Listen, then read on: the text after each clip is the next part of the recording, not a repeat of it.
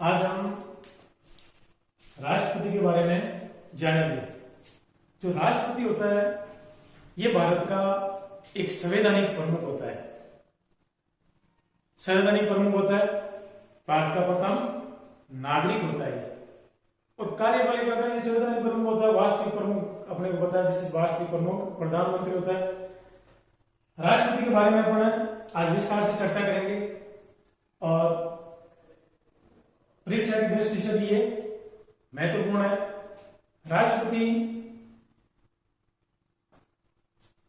से संबंधित एक न एक सवाल हर परीक्षा में जरूर आता है, तो इसके बारे में अपन बारीकी से आज अध्ययन करेंगे। तो राष्ट्रपति का जो जिक्र है, ये कार्यपालिका का प्रमुख होता है, संवैधानिक प्रमुख, और इसका 52 से 78 तक, अनुच्छेद 52 से 78 तक। तो आज हम देखने लगे अनुच्छेद 52।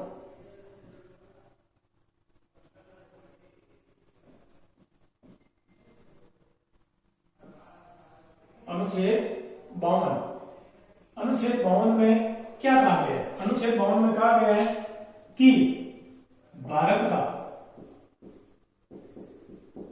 एक राष्ट्रपति होगा, कि भारत है उसका एक राष्ट्रपति होगा। ये बात अनुच्छेद 52 में कही गई है। इसके बाद में अपन देखते हैं अनुच्छेद 53। अनुच्छेद 53 में क्या कहा गया है कि कार्यपालिका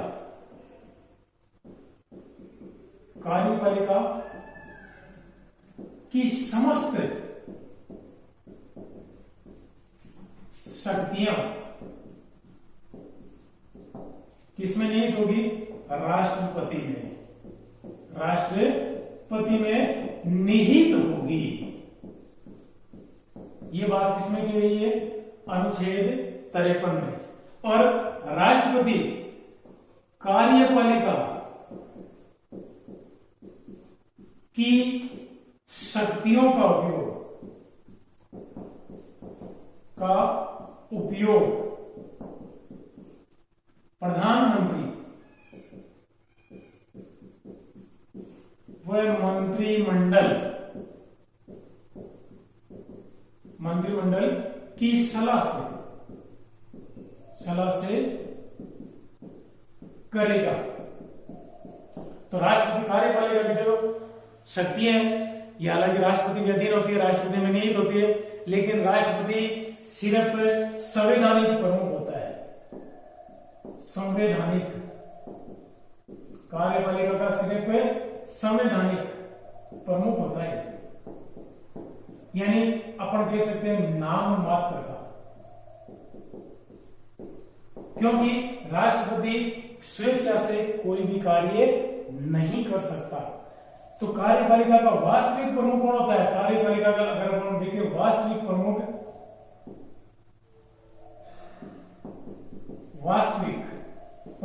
प्रधानमंत्री होता है, और प्रधानमंत्री की सलाह से ही सारा काम राष्ट्रपति करता है। अब अनुच्छेद 54 में क्या कहा है? अनुच्छेद 54 महत्वपूर्ण है। इसमें राष्ट्रपति के चुनाव के बारे में कहा गया है, निर्वाचन के बारे में, कि राष्ट्रपति का जो चुनाव होगा ये चुनाव कौन करवाएंगे? तो इसके बारे में कहा गया है अनुच्छेद 54 में कि एक निर्वाचक मंडल द्वारा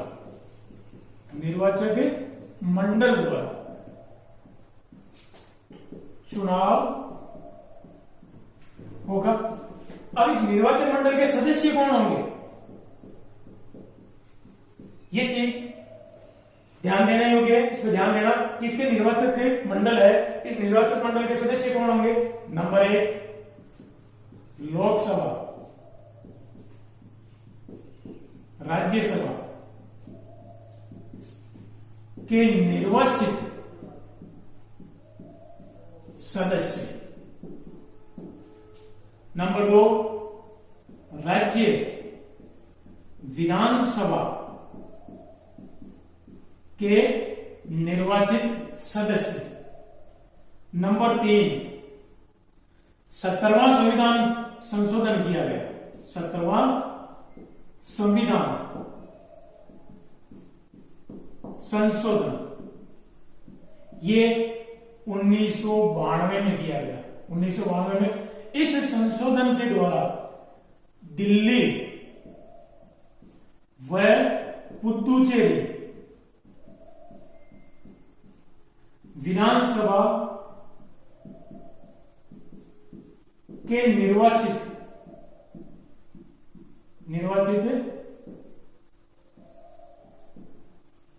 सदस्यों को शामिल किया गया। तो सीधा सा है कि राष्ट्रपति का जो निर्वाचक मंडल होगा उसमें सदस्य कौन होंगे? लोकसभा राज्यसभा के निर्वाचित सदस्य, राज्य विधानसभा जो भारत के जितने भी राज्य उन राज्यों की विधानसभा के निर्वाचित सदस्य। इसके अलावा 17वां संविधान संशोधन किया गया। 17वें संविधान संशोधन द्वारा संघ क्षेत्र के 2 प्रदेशों दिल्ली व पुदुचेरी के विधानसभा सदस्यों निर्वाचित सदस्यों को भी शामिल किया गया। ये 1992 में किया गया। तो यहां ध्यान देने योग्य बात है निर्वाचित, सब में मैंने नाम लिया है निर्वाचित सदस्यों का, तो इसमें सिर्फ निर्वाचित सदस्य ही भाग लेते हैं। अब भाग कौन नहीं लेते? विधान परिषद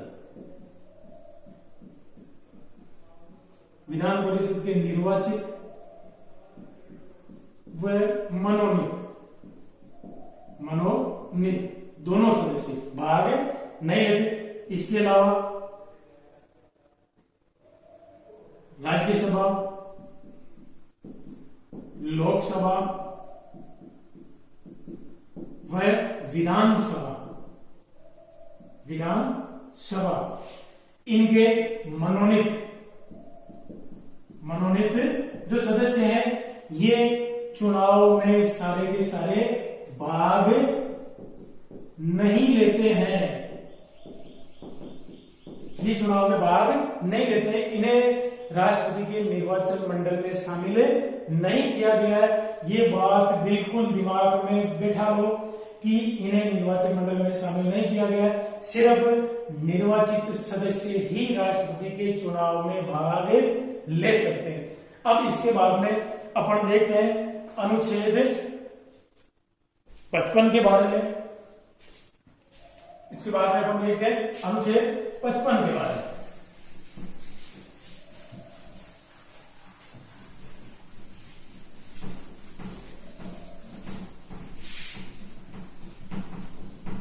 अब देखो अनुच्छेद जो 55 है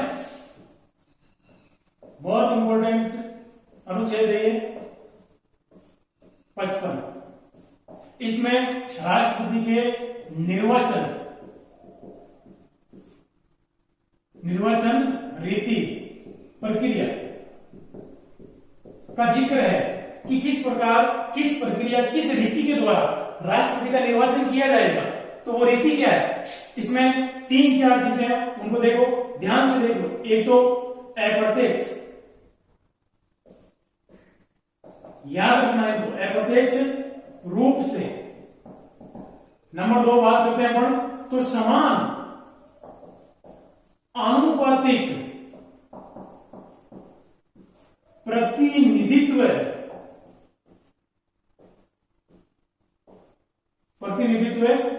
के आधार पर। नंबर 3 बात करते हैं तो एकल संक्रमणीय मत प्रणाली द्वारा। नंबर 4 की अगर बात करें तो वरीयता क्रम के आधार पर निश्चित, यानी अपन कह सकते हैं न्यूनतम कोटा प्राप्त करने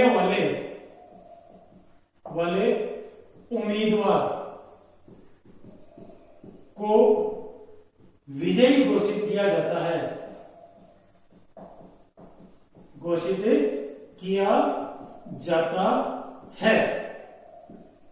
और जो मतदान होता है वो मतदान भी कैसा होता है? गुप्त। कैसा होता है? गुप्त मतदान। गुप्त मतदान द्वारा होता है। अब इनको अपन समझेंगे कि अप्रत्यक्ष क्या होता है, समान आनुपातिक प्रतिनिधित्व है क्या है, एकल संक्रमण मत प्रणाली क्या होती है, वरीयता क्रम ये क्या है, न्यूनतम कोटा क्या होता है। गुप्त मतदान के बारे में तो अपन जानते हैं कि जो मतदान किया जाता है वो खुले में कर गुप्त रखा जाता है, किसी को बताया नहीं जाता है कि इस उम्मीदवार को वोट दिया जाता है, स्वयं के अलावा किसी को पता नहीं होता है, उसे गुप्त मतदान कहते हैं। अब देखो अप्रत्यक्ष रूप से अगर अपन चुनाव देखें तो ये जो चुनाव होता है ये दो प्रकार से होता है, दो प्रकार से होता है। नंबर एक बात करें अपन प्रत्यक्ष, नंबर दो अप्रत्यक्ष।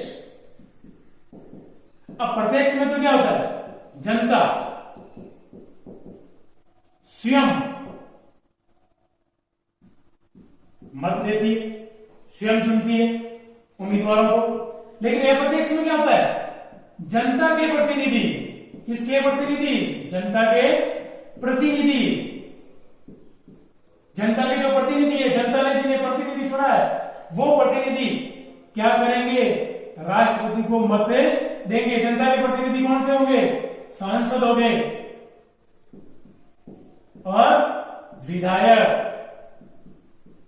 ये किसके प्रतिनिधि है, जनता के प्रतिनिधि। किसके, जनता के प्रतिनिधि है, जनता ने इन्हें वोट दिया तो जनता इनको चुनती है और ये इनको चुनते हैं। तो जनता सीधा न चुनकर अपने प्रतिनिधियों के माध्यम से राष्ट्रपति का निर्वाचन करती है। इसलिए राष्ट्रपति की जो चुनाव पद्धति है वो अप्रत्यक्ष कहलाती है, अप्रत्यक्ष रूप से राष्ट्रपति चुना जाता है। अब अपन बात करें समान आनुपातिक, तो इसके बारे में अगर अपन देखें तो देश में दो प्रकार की सरकार है, एक तो केंद्र सरकार और एक राज्य सरकार। एक केंद्र सरकार और एक राज्य सरकार, तो दोनों में समान, दोनों को समान प्रतिनिधित्व है, अनुपात, समान अनुपात के आधार पर दोनों को समान प्रतिनिधित्व मिले राष्ट्रपति के चुनाव में। तो इसलिए इसे समान अनुपातिक प्रतिनिधित्व के आधार पर चुना जाता है ताकि दोनों को राष्ट्रपति के निर्वाचन में समान प्रतिनिधित्व दिया जा सके। इसलिए समान अनुपातिक प्रतिनिधित्व को अपनाया गया। कैसे, किस प्रकार कि दोनों के जो केंद्र सरकार के जो सांसद है उनके मतों का मूल्य और भारत के सारे राज्यों के विधायकों के मतों का मूल्य समान आना चाहिए, दोनों के मतों का मूल्य समान आना चाहिए, तब दोनों को क्या मिलेगा, समान प्रतिनिधित्व मिलेगा, मत मूल्यों का समान आना चाहिए। किस प्रकार देखो, अब हम बात करते हैं कि एक विधायक का मत मूल्य,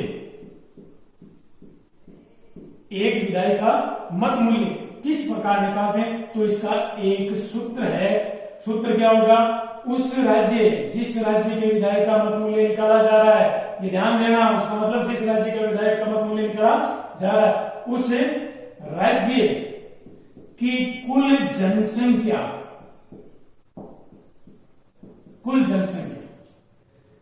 बटा कुल जनसंख्या बटा उस राज्य के विधायकों की कुल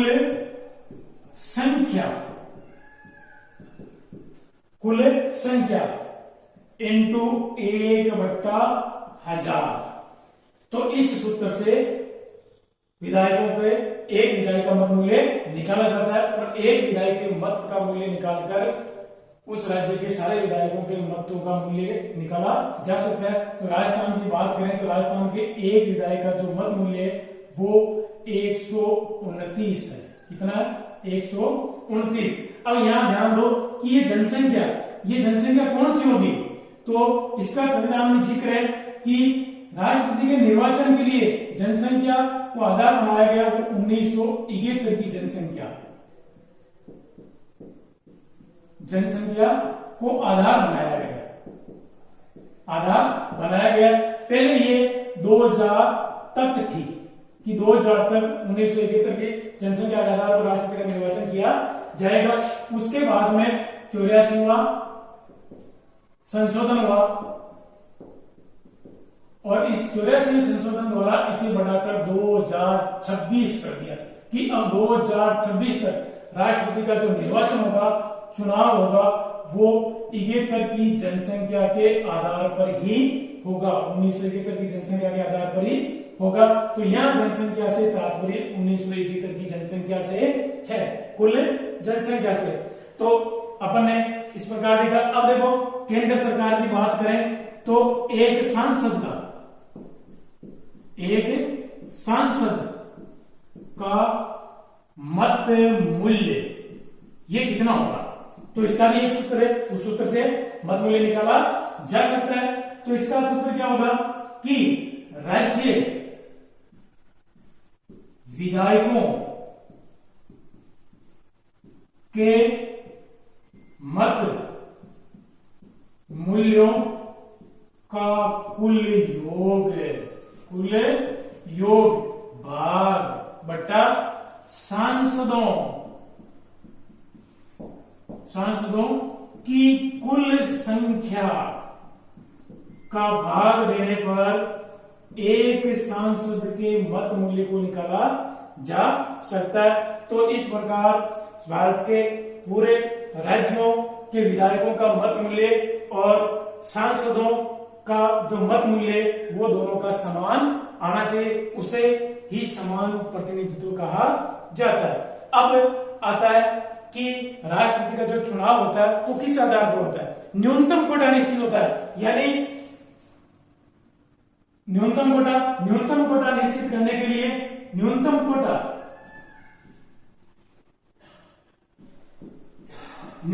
का सूत्र है कि न्यूनतम कोटा निश्चित कोटा प्राप्त करने वाले व्यक्ति को, उम्मीदवार को विजयी घोषित किया जाता है। तो न्यूनतम कोटा कैसे, कुल वेद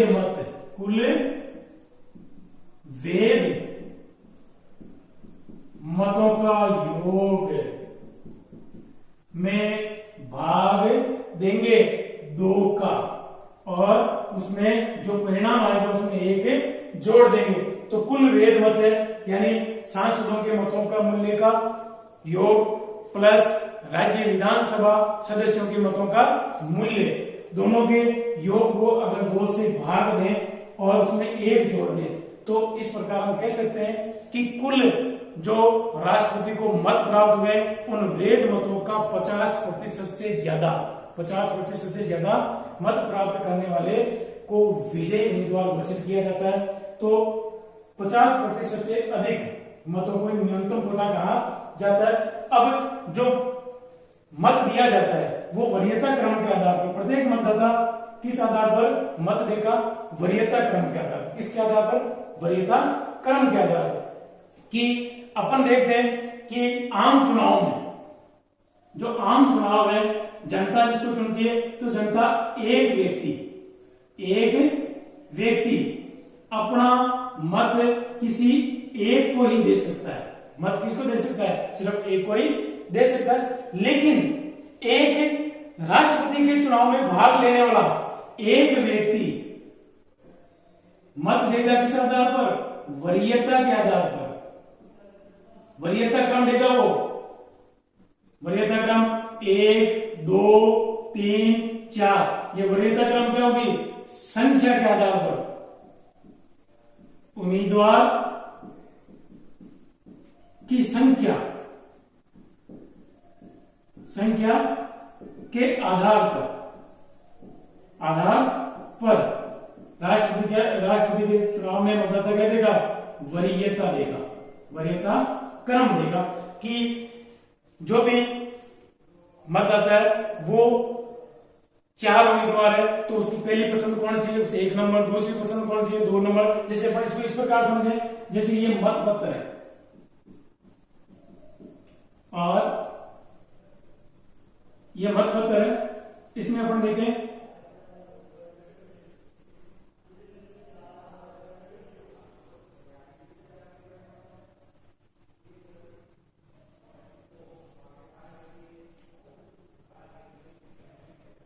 A B सी और डी, ये 4 उम्मीदवार खड़े हुए हैं। अब 1 नंबर, 2 नंबर, 3 नंबर, 4 नंबर, क्योंकि वरीयता क्रम 4 है तो उम्मीदवारों की संख्या क्या था, मतदाता 4 वरीयता क्रम देगा। अब मान लो कोई पी मतदाता है, मतदाता है, ये क्या करेगा कि पहली पसंद वो सबसे पहले किसे राष्ट्रपति के रूप में देखना चाहता है, मान लो वो सबसे पहले राष्ट्रपति के रूप में देखना चाहता है डी को, तो पहली वरीयता वो डी को देगा। अब डी नहीं बढ़े तो कौन बढ़ना चाहिए उसकी नजर में, उसे की नजर में डी के बाद में कौन अच्छा है, कौन राष्ट्रपति पद के लिए योग्य है, उसके आधार पर वो वरीयता देगा। मान लो 2 नंबर में वो बी को चुनता है, अगर बी भी नहीं बढ़े तो उसकी नजर में कौन बनना चाहिए, मान लो सी को, तो सी 3 नंबर पर बनना चाहिए कि तीसरी प्रायोरिटी उसकी क्या होगी, सी होगी। फिर ये तीनों ही नहीं तो अंतिम तो है ही 4 नंबर वरीयता 1 को। इस प्रकार एक मतदाता अपने मत का क्या करता है, हस्तांतरण करता है। एक मतदाता के मतों का उम्मीदवारों की संख्या के आधार पर, वरीयता के आधार पर अपने मत का हस्तांतरण करता है। तो वरीयता क्रम को अपन ने समझ लिया, न्यूनतम घटाकर समझ लिया। अब अपन समझते हैं एकल संक्रमणीय मत प्रणाली, ये होती क्या है, कि वास्तव में किस प्रकार एकल संक्रमणीय मत प्रणाली द्वारा चुना जाता है। तो अपन इसकी चर्चा विस्तार से करते हैं, आज इसको पूरा समझ लेते हैं ताकि कहीं पर भी फिर कोई दिक्कतें ना हो। तो अपन एकल संक्रमणीय मत प्रणाली के बारे में देखते हैं। एकल संक्रमणीय मत प्रणाली, सीधा सा अर्थ है, एकल का मतलब एक, संकरण का मतलब एक से अधिक लोगों में क्या होना, संक्रमण का मतलब हस्तांतरण, इसका मतलब क्या होता है, हस्तांतरण,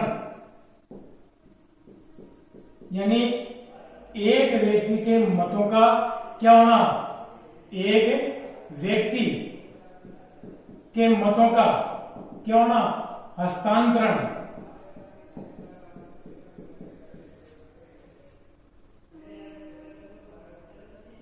अधिक लोगों में, अधिक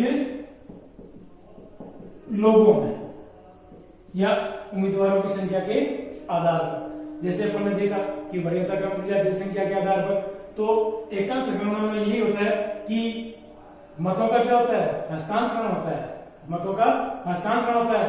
न्यूनतम जो मत प्राप्त करता है उम्मीदवार, उसके मतों का दूसरे उम्मीदवारों में मतों का क्या होता है, हस्तांतरण होता है। वो इस प्रकार अपना समझेंगे, जैसे ए, बी, सी और डी, ये 4 उम्मीदवार है। अब इससे पहले अपन देख लेते हैं न्यूनतम कोटा निकालते। मान लो कुल वेद मत, जो वेद मत है उन वेद मतों की संख्या अपन मानते हैं 100 है, तो न्यूनतम कोटा का सूत्र क्या है, कुल वेद मत, कुल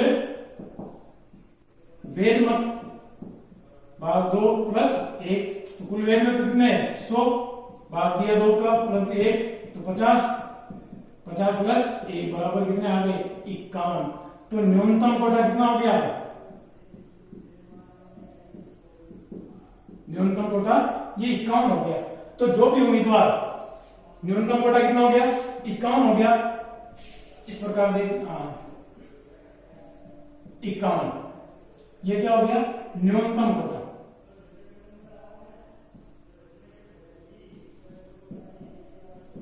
न्यूनतम कोटा, तो अगर इनको अपन हल करेंगे तो 51 तो आएंगे, तो न्यूनतम कोटा 51 हो गया। अब जो भी उम्मीदवार ये न्यूनतम कोटा प्राप्त करेगा, ये न्यूनतम कोटा क्या करेगा, प्राप्त करेगा, वो क्या होगा, विजयी होगा, उसे विजयी घोषित किया जाएगा। अब देखो कैसे, कि मान लो 100 मत है और उम्मीदवार अपने प्रथम वरीयता, मान लो 100 में से 40 ने अपनी पहली पसंद किसे चुनी, ए को, 30 ने बी को चुनी, 20 ने सी को चुनी और 10 ने डी को चुनी। अब देखो इनमें से प्रथम चरण की अगर मतगणना की जाए, ये प्रथम चरण की मतगणना है, प्रथम चरण, इस प्रथम चरण की मतगणना में कोई उम्मीदवार ये न्यूनतम कोटा प्राप्त कर रहा है? नहीं कर रहा है। तो दूसरे चरण की मतगणना की जाएगी। अब दूसरे चरण की मतगणना कैसे की जाएगी वो देखें कि इनमें से ये देखना है कि किस उम्मीदवार ने सबसे कम मत प्राप्त किए। तो सीधा सा है डी के मत क्या है? कम है। तो डी जो उम्मीदवार है वो क्या हो जाएगा? बाहर हो जाएगा, प्रतियोगिता से क्या हो जाएगा? बाहर हो जाएगा। और इसके मतों का क्या हो जाएगा? हस्तांतरण, क्योंकि इन 10 लोगों ने पहली वरीयता किसे दी है? डी को। तो इनकी दूसरी वरीयता